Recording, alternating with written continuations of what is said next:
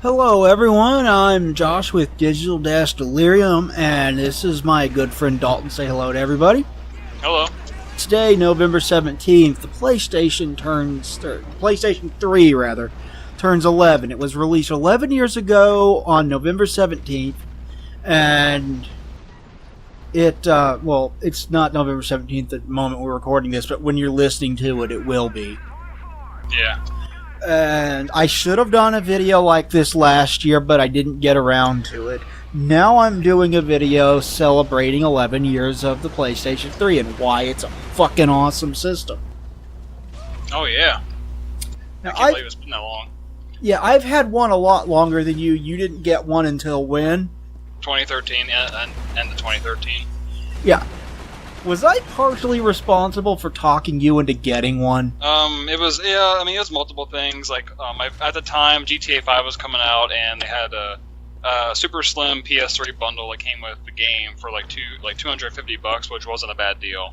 So I ended up getting that so I can play with a couple friends. And I remember you telling me about the PS3, like getting to get one. And I only had a 360 at the time, so all my friends were getting a PS3 or already had a PS3, so I just figured why not just get a PS3 at that point. Nothing against the 360. I might do a similar 360 video at some point in the future. I doubt it'll be as in-depth as this because there are probably some pretty big exclusives for that system that I don't own. I own a ton of exclusives for this particular system, and I played more than you'll see here. First things first, though, this system got off to a very slow start. Oh, that's an understatement. Yeah, it took about till 2007 for this to really get rolling. Late 2007 or 2008. But it launched at too high of a price.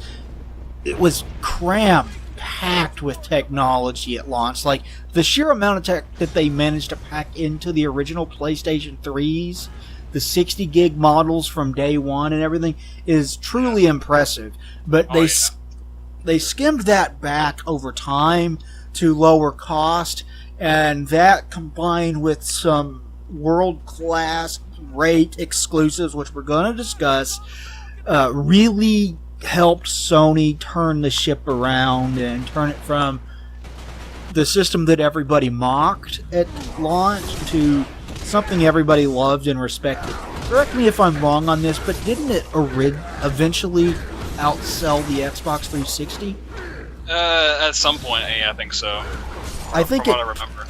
I think it did eventually pass it in total sales. Yeah, like it took a while, but I think it did eventually. Because I think it was supposed to come out before the 360, I think, but it was like delayed, I think. I don't remember. It came out a year after the 360. The 360 was 2005. This was 2006.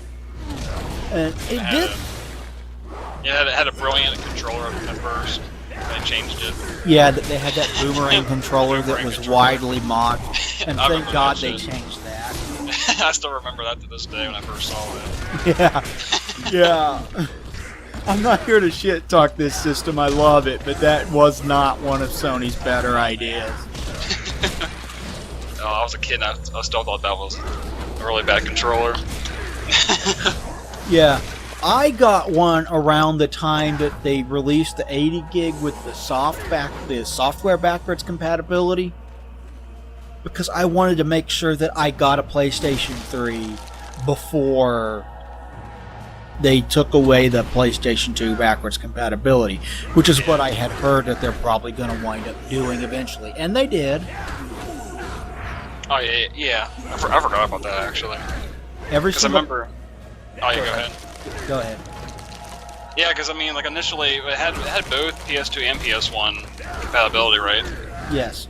First, okay, yeah, because like mine just has PS1 backwards compatibility.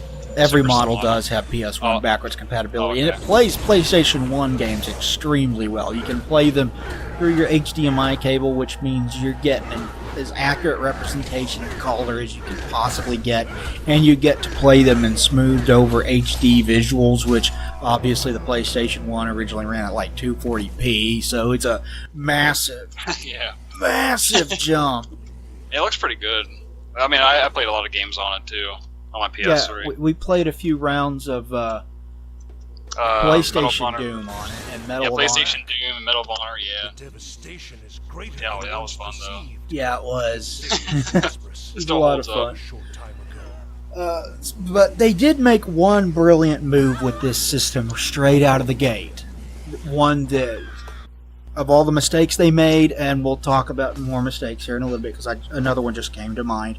The mistakes they made at launch, they did one thing very, very right, and that is it launched with a Blu-ray player. Yeah, exactly. I mean, I think that was one of the things that made it really pricey in the first place initially, because that was still kind of new at the time. That It was Blu-ray very concept. new. Yeah, that was a very new format at the time. The HD DVDs were still in competition with them at the time. Yeah, HD DVD was backed by Microsoft, but they didn't put the HD DVD in the Xbox 360. You had to buy it as an external, and I believe that the PlayStation 3 having the Blu-ray drive is the reason why PlayStation 3 or the Blu-ray won that format war. Yeah, exactly. That's what I think too. One other mistake that they made early on was instead of having a vibration function, they put in tilt controls, and this one really cost them on a game called Lair. Oh god, Lair. You remember Lair? Yeah, I've seen gameplay and stuff. I've never played it personally, but I heard a lot about it. Yeah, I beat Lair. Oh yeah. Yeah, I beat it after they patched in a control scheme that lets you control it with the thumbsticks. Oh, it was only D-pad at first. You had to tilt your controller. Oh, it was tilt. Oh my god. Yeah. Originally, the only way to steer your dragon was to tilt your fucking controller, and it sucked. Yeah, I guess they were still kind of trying to copy the Wii, I guess, at the time. It was Yeah, still they fairly were. new. Which they Yeah. would do more of later on down the line with a much better effort with the PlayStation Move controllers. Yeah. Oh yeah. Oh, that's right. I wish I would have owned one of those. I never Never owned one either, so I can't really Yeah. speak to its quality, but everything I've seen and heard from it indicates that it was a lot better than just the 6-axis. Yeah. It was good for games and stuff. They did eventually release the DualShock 3, which put the vibration function back in it. Yeah, 'cause those are the ones I got. I got the more recent PS3 controllers. Yeah, the Come on. DualShock 3 is a great controller. It's still not perfect. I still don't like the triggers. Yeah, exactly. That's how I feel too. I was never a big fan of that. It feels inferior to both the DualShock 2 and the DualShock 4, which the DualShock 4 is my favorite controller, period. I love it's so satisfying hearing that click when you hit the triggers on that. Yeah, it's I didn't think you could improve on the DualShock 2. You played the DualShock 2 a lot back in the day on the PlayStation 2. Oh yeah. It's an amazing controller, right? Oh yeah, it feels really good to this day. And the PlayStation 4 found a way to improve on that and make it more comfortable. Oh hell yeah, there's the freaking analog sticks, they're really comfy to use now. They have those little indents in them, so your thumbs can kind of stick in it better. Yeah, it's so good, but Oh yeah. But the DualShock 3 is what they should have had at launch. It still had the motion control in it because obviously you can't take that out because there are games that still use that. Yeah. Oh yeah. But they made the mistake of having it so that basically a whole bunch of exclusive games had to have 6-axis controls forced in there, and it always felt gimmicky. Yeah, I think that's the big thing about motion controls in general. I think they're really gimmicky after the Wii came out. Yeah, and there are only there's only a handful of games that I remember from the PlayStation 3's launch. There was what was that one, the Genji or whatever, where it was ancient Japan, and it turned into a whole big meme where Kaz Hirai went on stage and said, "Giant enemy crab." You remember? Oh yeah, I totally forgot about that actually. That Oh my was from God. their press conference revealing this thing. Oh, I think I remember seeing that live. I think actually. Yeah, It's that was. I'm on deja vu from that, hearing that. Yeah, I saw it live too. I was watching it on game trailers. But they had that was a launch title. There was a launch title that was called Untold Legends Dark Kingdom, which was a hack and slash RPG. Think Diablo, but not as good. Oh yeah. And it was the third and final in the series, and I thought it was kind of sad that the series died there because I kind of enjoyed the series. Oh yeah, I never actually had like experience with it, but from what I heard, it's pretty good series in general.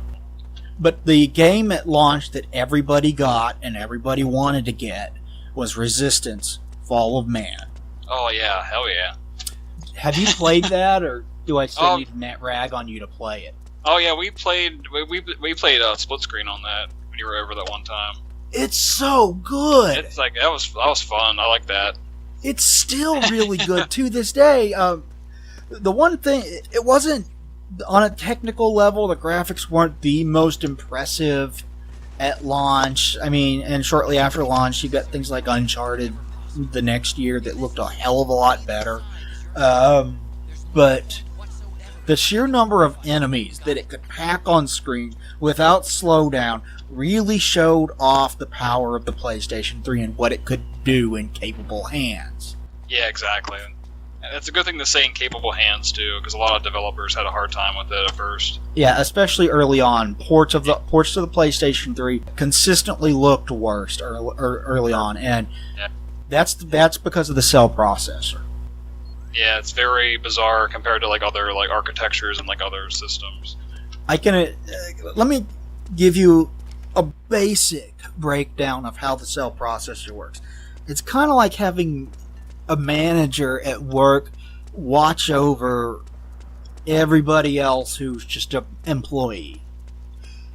And it's got like one cell that is the manager that watches over the other, I think, 7 that all do the heavy lifting. And in theory, it's supposed to have that one cell coordinate the rest of them for faster processing. So the ultimate processing speed of the cell was difficult to gauge as a result of that. But programmers were not used to processors that worked like that. And obviously it didn't take off. It was an interesting idea. Not inherently bad, but it cost them a lot. Oh yeah. But definitely. But programmers eventually got the hang of it, and games on the PlayStation 3 started looking better and better. And it eventually got to the point where exclusive games on the PlayStation 3 outclassed what the Xbox 360 could do, because at its core it was a more powerful system. Yeah. But that is also why the PlayStation 4 cannot be backwards compatible. PlayStation 4 is a much more standard processor. Yeah, it's easier to develop for. It's much easier to develop for. And that was one of the mistakes that they learned. They're like, okay, all of our mistakes that we learned from designing the PlayStation 3, we're going to fix it all on the PlayStation 4. And they did. And they did, and they actually they outsold Microsoft for once, and PS4s still more people have PS4s and Xbox Ones at this point, so it's like twice as many. Yeah. But the PlayStation 3 really did not start taking off until about the time Uncharted Drake's Fortune came out. That was around like 2007. Yeah, that was the very first big exclusives that Xbox fans looked at that and go, okay, that looks awesome. When did Metal Gear Solid 4 come out? Because I remember always seeing trailers for it at the time. I can't remember what year that was. I think it was 07. July 12th, 2008. Oh, okay. And yes, that was also an absolutely gorgeous game. It's still pretty. Oh, dude, I still remember seeing that first gameplay trailer from, I think it was E3 07 maybe. I remember seeing that and thinking it was the best looking game I've ever seen that ever will be made ever. At the time. I think we all thought that, and it really was absolutely gorgeous. I was like, oh my god, games can look like this. I'm so used to PS2 graphics and shit like that. Oh my god, that was crazy at the time. Yeah, it was, and it was a great game. It was another big hit exclusive game for Sony. After that, they had. Did you ever get to play Little Big Planet? Just the third one. So you probably at least experienced how that game just absolutely oozes charm and creativity. Yeah. Oh hell yeah. I need to go back and play the first one, honestly. But I mean, I played a little bit of the third one.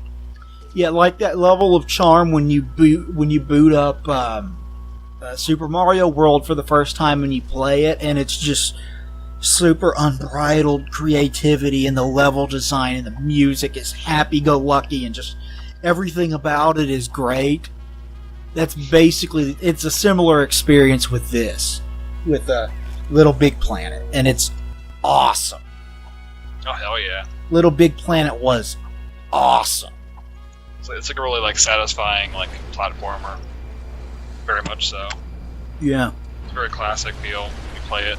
Yeah, it's side scrollers. It's got like 3 different planes that you can jump back and forth easily between, but at its heart it's a side scroller, and you have your cute little sack boy that you can customize in like a billion different ways. Oh hell yeah! The customization in it was just phenomenal, and it had a level editor that let you keep playing it long after you beat the story mode, because you could create and share levels. And I mean, there was a while there where like if you got a creative level, they would feature it on places like game trailers, like here's the latest and best Little Big Planet levels and stuff like that. That's really cool. I wish I would have experienced that at the time, and I wish I would have got one earlier, honestly. Yeah. Yeah. I still want you to come down here and play the Resistance with me. Let's co-op that and 3 as well. Oh, hell yeah, because I bought the second one like about a couple months ago for like $2 or something. It's worth it for $2. Yeah. It'll put you in some extremely intense situations. Oh my god, there's a fight in Chicago in that game where it seems like endless waves of enemies just keep coming at you, and it is so intense and action-packed and just so memorable. Resistance 2 was a... Yeah, because I need to, like, because did you say the servers were down for that? Unfortunately, yeah. Oh, damn. Yeah, I was going to say we could try and co-op that, but I guess we can't do that anymore. Yeah, the co-op mode, though, was not the story campaign. It was one of those where you select your class and you co-op through waves of enemies to try to complete objectives, and you gain levels and power up your character as you play. Oh, like I'm surprised it took them so long to implement like online co-op, like the story mode. Yeah. It was a lot of fun. It was a lot of fun to play that game co-op. Infamous was another big one. That was Sucker Punch Studios, who had done the Sly Cooper games on the PlayStation 2. And it was a big departure from what they had done on the PlayStation 2, because Sly Cooper was like kid-friendly. This was much more serious. What if you're a superhero, but we're going to give you the ability to be a complete and utter asshole with your powers if you really want to?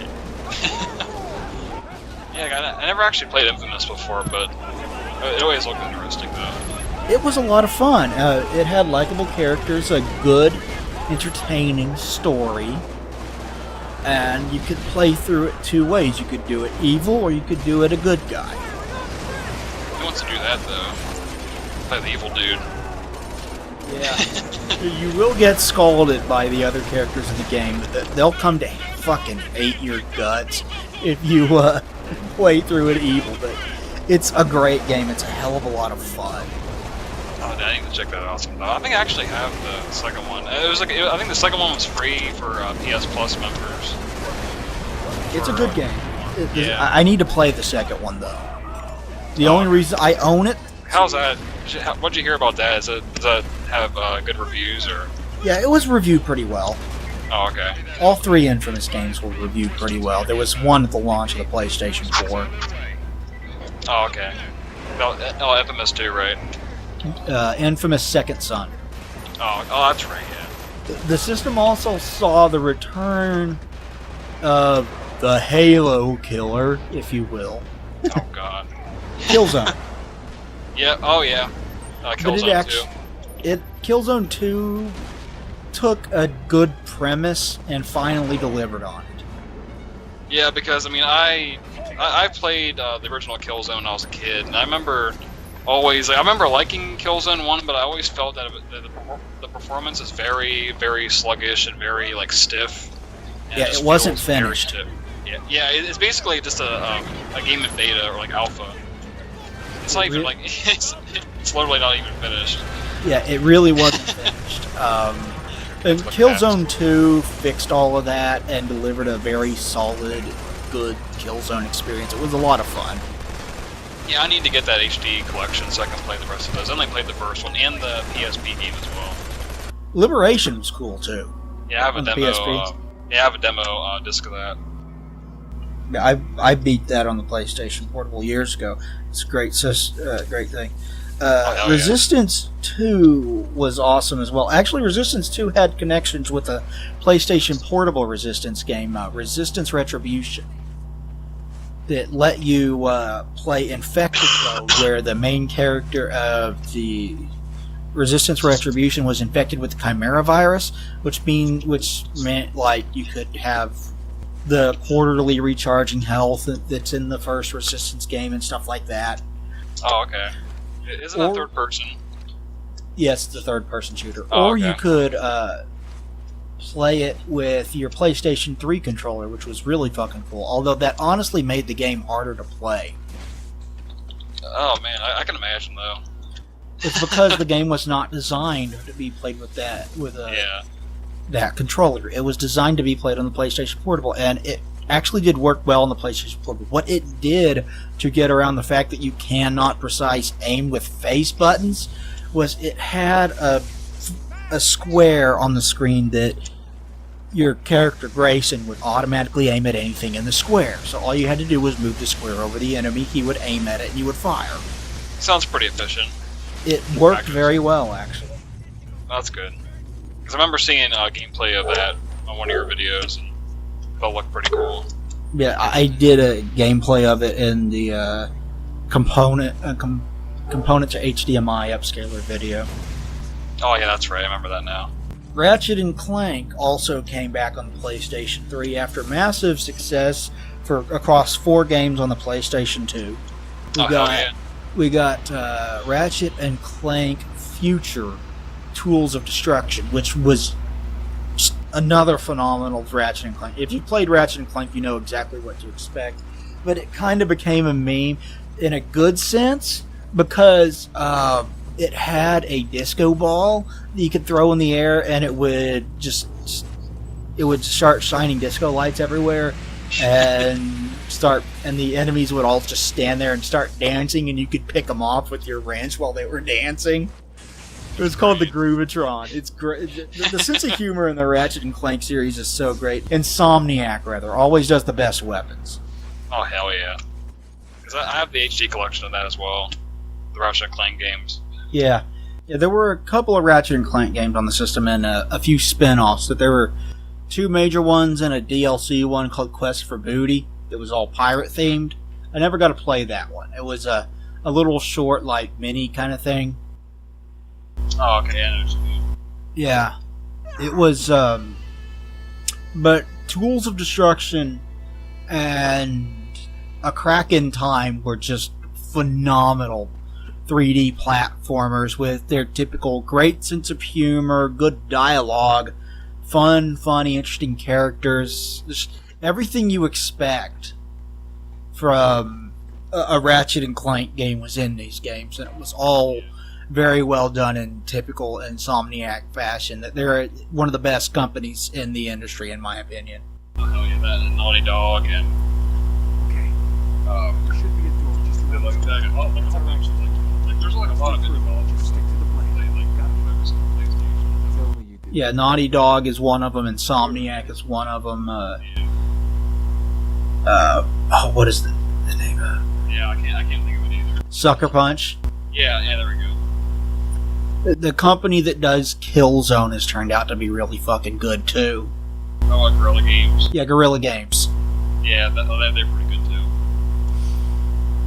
I don't know what Media Molecule's doing now, but they did Little Big Planet, did great with that. Continuing on, Uncharted 2 was one of those games that comes along every once in a great while where everybody pretty much universally agrees, yes, this is great, and it gets like 50 Game of the Year awards, like Half-Life 2 or something, that kind of thing. Yeah. So you think it's better than the first one? It is definitely better than the first one. Oh, okay, It controls smoother, it's a bit longer, it looks better. I mean, they up the ante in so many ways with it. It doesn't drastically alter the formula, it just refines to fucking perfection. And it was it's one of those games where they slap over 50 Game of the Year awards on the cover of it when they put out another version like a year later. Yeah, like kind of like The Last of Us or like Half-Life 2, like you said. Yeah, The Last of Us was another one of those games. So they got 2 of those that were exclusive to the console. Yeah, that's huge. That really hit Microsoft hard, I think. I think that's what really helped them like outsell 360 at that one point. So yeah. Exclusives. Yeah, Uncharted 2 was a huge, huge deal when it was released, and oh my god, it was so fucking gorgeous. It's a tight, controlled experience where the developers have extremely tight control of basically everything you're doing with your character. There's one clear way to progress, and they tell you what it is without directly telling you what it is, and there's room for that kind of linear single-player experience, and it does it very well because the set pieces are just fucking mind-blowing. The train sequence is just fucking amazing, and it kind of starts off that way, though, because the game starts off, you don't know what's going on, you just know Drake is injured. He's hanging from a train that's hanging over the edge of a cliff, and you gotta climb the train, and the whole goddamn thing's falling apart around you. So it starts off like with a big bang like that, just instant memorable set piece. Oh yeah. And it just goes from one set piece to another as the story unfolds, and it's well worth your time.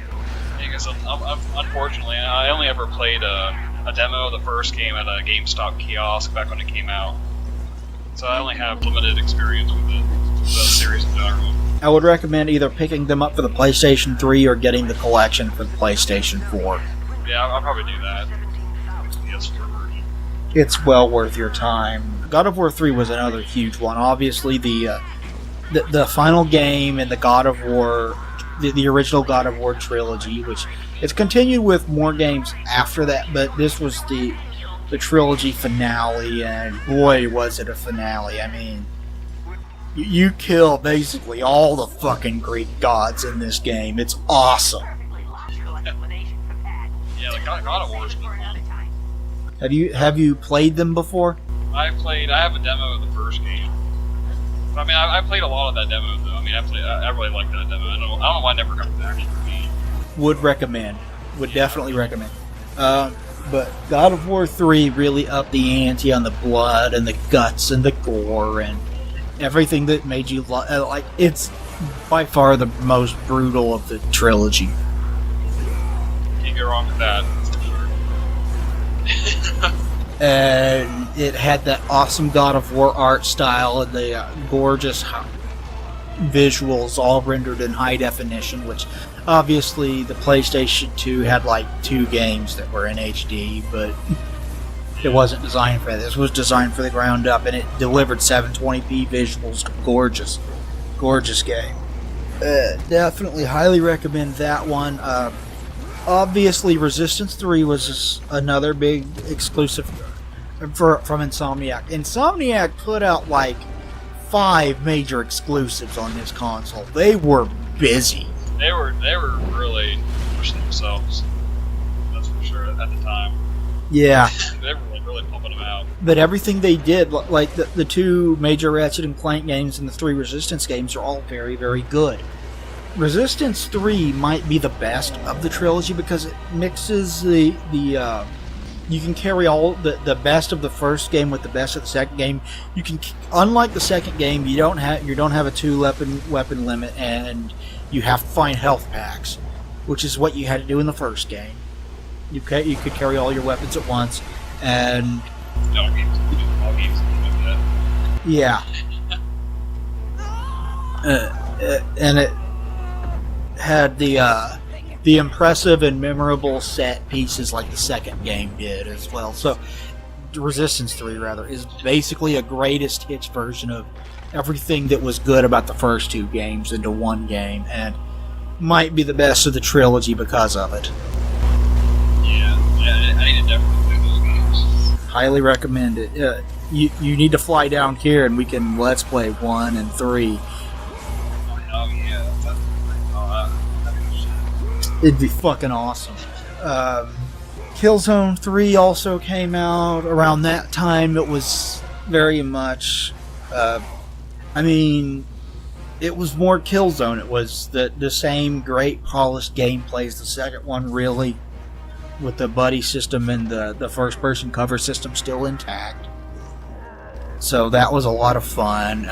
If you haven't played the Killzone trilogy, I would recommend those 3 games, and I recommend the PlayStation portable game Liberation as well. I need to get that HD collection on PS3. Yeah, I would recommend getting the Killzone collection and get the Resistance collection while you're at it. These were supposed to be their 2 big Halo killers. It didn't work out in either case because Halo was basically an unstoppable juggernaut up through Reach. Yeah, essentially, yeah. But they carved out their own deserving little place in FPS history, and they didn't. Especially Resistance 1 and 3 did not play like Call of Duty, which we've had this discussion before. I think Call of Duty 4 kind of ruined the FPS genre. Yeah, it did. I heard. I actually saw them play the single player of that, but it looks like a really great game. But I think it just had a bad side effect of kind of molding other game companies and molding other games in general to be like that. Yeah, well, after that came out, what did Medal of Honor do? Medal of Honor just basically killed themselves with. It became Call of Duty, didn't it? Yeah. The Warfighter basically killed the series when that came out. Yeah, it became Call of Duty 4 is what it did. Yep. Unfortunately, but I guess that's how it works in business. Whatever sells the most. Yeah, Uncharted 3 was 2011, 2012, fairly late in the system's lifespan. It wasn't quite as well received as the second one because a lot of people felt like it emphasized the set pieces over the story. A common complaint about it was set piece first, and then they wrote the story around the set pieces. So it was basically all style, no substance. I wouldn't say that, but the story is less memorable than the previous 2. Oh, okay. It's still great. It's still everything you loved about Uncharted 1 and 2 is still present in that game. Of course, go ahead. Yeah, I don't hear much about Uncharted 3 that much compared to The second one was the best one in the trilogy. Yeah, I was hearing a lot about that. And then, as the last hurrah for the system, and the last hurrahs do not get better than The Last of Us. Oh yeah, it kind of goes without saying. Yeah, have you played it yet? I haven't played it. I watched my friend play about half of it. God damn it! Play it already! I watched half of it though. It's so good.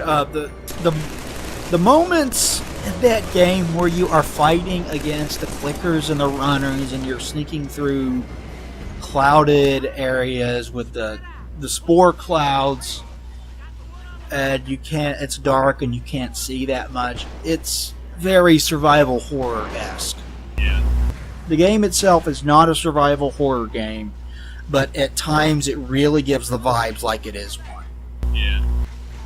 And it tells a very simple story, but it tells it in such a way that you probably won't even notice how simple it is when you're playing it because you'll be so engrossed in the characters. Yeah. It's a very character-driven game, from what I've witnessed. Yeah, the writing is legitimately great. It's like film quality, like, writing. Yeah. That was the last one in my list, was The Last of Us, so... When did that come out? 2013. Oh, I didn't see that. It seems like longer for some reason. Yeah, kinda. And then it came out on the PlayStation 4 as well. Yeah, it's pretty cheap now. Like the PS3 version's like $10 now. And then the $2 for the PS4 version, DLC. Yeah. Would highly recommend checking out The Last of Us if you haven't. It deserves the heaps and heaps of praise that got thrown at it and all the Game of the Year awards and everything else. Yeah. Definitely. I mean, like, from what I've seen, I definitely need to actually play it firsthand. Apart from going over to your place and playing games, like we played, I had you play Half-Life 2. Only had the PS3 version. Which is not a great version, by the way. If you're going to get it for PC at this point, because if you don't have a PC that'll run it, what the fuck is wrong with you? But if you can't do that, get the Xbox 360 version. It's good. Yeah, definitely. Like, even the Xbox version's kind of commendable for the fact that it can run the game at all. Yeah, it's a programming miracle, kind of like getting Doom 2016 running on Switch. Yeah, like Doom 3 and Xbox as well. Yeah, Doom 3 and Xbox was also a programming miracle. But we also played what old game? We played some the first Resistance. We played Brutal Legend, and you fell in love with that. Oh yeah, that's right. Yeah, I forgot about that. Played some Rage. Yeah, Rage was cool. It fell apart at the end. The last level feels uninspired, and the ending it doesn't end. It just kind of stops. Yeah, I mean, do you think they tried to? Did they try to make a sequel to that, or they kind of just like? It didn't sell particularly well, so they never did a sequel, which is a shame because I liked Rage.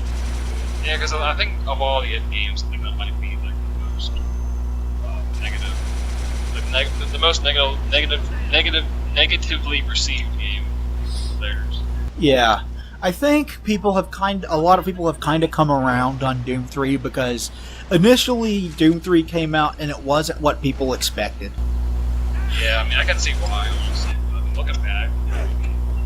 But when you revisit it and you play it and you go, okay, it's not what I expect, so let's see what it is, it's still well made. It's a good first-person shooter survival, so like a horror game. Yeah. Very, very horror-driven.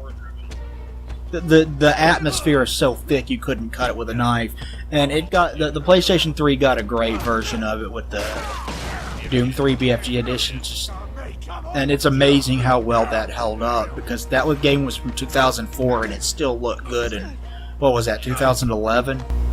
Yeah, I think so. Yeah.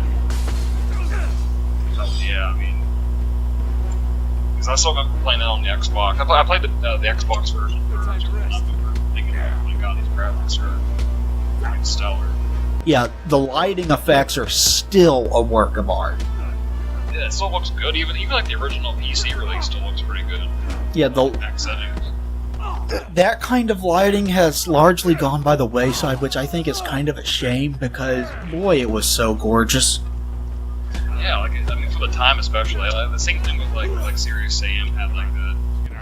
But I tell you what else was fun that we did was co-oping through Resident Evil 5. Oh, I always forget about that because we didn't record it. Yeah, we didn't record it, we just did it. That was so much fun. That's a very fun game. It really is. You can ignore its shortcomings of being an action game with horror controls when you're playing with a friend. Yeah, I actually really like Resident Evil 5, to be honest. I'm not saying it's bad, but you can at least give me it's an action game with horror controls. It's definitely. Without a doubt. It would control a lot better if you could move and aim at the same time. Yeah. Oh yeah, that is true though. I mean, I will agree with that. It's really good on the PS4. It has really good performance. Looks great, and it feels really good with the DualShock 4. Yeah. So, what all games? I mean, what PlayStation memories do you have besides playing that with me? What all memories do you have tied to it? Since you didn't know it as long as I did. Well, I mean, there were a handful of times where one of my friends would come over with this PS3 and would play like Call of Duty, like split screen online and stuff like that. I mean, I played a PS3 prior to like owning one, just on my friends, stuff like that. I mean, like when I got my PS3, I really played a lot of GTA 5 because that was the game I got with it. Like other than that, I got a lot of the HD remasters, like Resident Evil on it. Yeah. The Ratchet and Clank HD remaster. Yeah, I mean, you should get the Jack and Daxter HD remaster. Yeah, definitely. I need to get that. I recently got the Sly Cooper one. I was gonna start playing through that. And the Shadow of the Colossus and Ico one too. Oh hell yeah! Yeah, because I remember seeing that was kind of pricey now. That doesn't surprise me. It didn't. The games didn't sell amazingly well. Like everybody that played them sings their praises, and not enough people played them.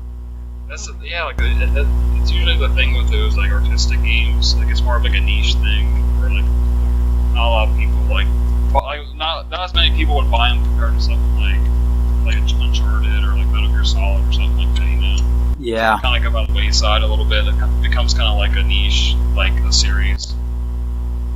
I mean, like, at least they're doing that, is that a remaster or a remake that's being made now? There's a remake for the PlayStation 4. I kept getting confused with that. When you see them side by side, it's obvious. Okay, yeah. Because at first I was really confused. I thought it was like a really, really well done remaster, but I was like, okay, never mind. No, it's definitely a remake. It looks like yeah.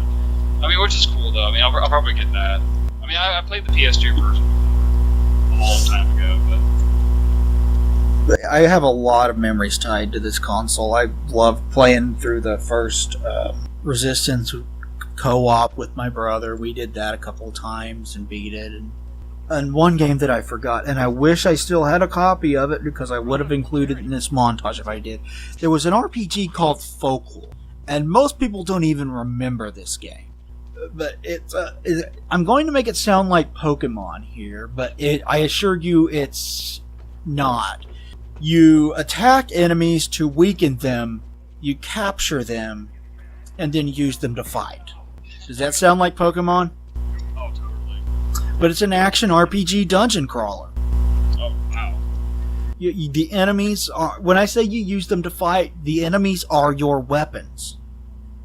You pick them up, you collect them, and you use them as weapons. And every single enemy in the game has a different kind of attack. And you have to mix and match to be able to fight the different enemies in the game. And it had a very dark... Like, look it up sometime. The art style's gorgeous. It's a very dark fairy tale kind of look and feel. Kind of a foreboding atmosphere. Like, look it up sometime. It's a gorgeous game. And I'd recommend playing that one. Everybody go play that game. You missed out on it, and it was great. Yeah, it seems like there's a lot of games like that. Platform thing. Yeah, and it was a PS3 exclusive, and I played it, and nobody else I knew fucking played it. Yeah, it's one of those games. Highly recommend it. Anyway, yeah, the PlayStation 3 is fucking awesome. Happy 11th birthday, PlayStation 3. I will continue to play games as long as I've got a stack of unfinished games for it. Same here, actually, yep. Oh, yeah. Anyway, this has gone on long enough. We really need to stop. Thank you, everybody, for watching. Please like, comment, and subscribe down below. It will be greatly appreciated, and we'll talk to you guys next time. Thanks, everybody, and goodbye.